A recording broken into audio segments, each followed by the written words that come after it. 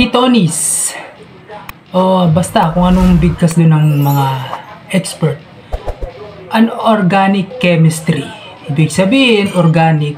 Kumbaga, ano siya, not chemical. Walang halong chemical na kung ano man. Tapos, edi good siya, goods. Ibig sabihin, pwedeng-pwede talaga siya.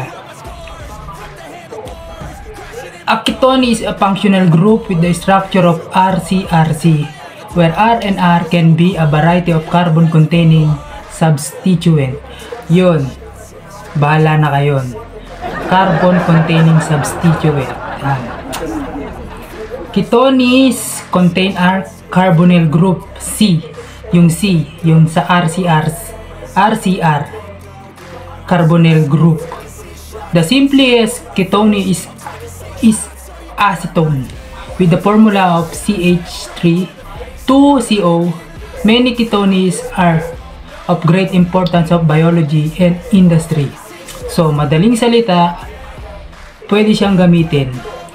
Bakit ko napag-usapan to? Bakit ba natin inano to?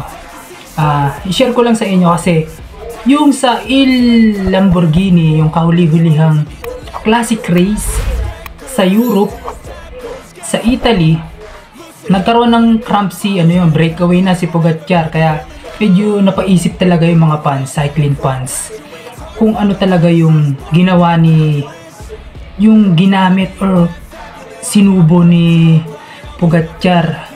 So, yun yung kaya pinapayagan siya, anti-cramps, tapos organic chemistry na nakahalo, or juice kung ano man.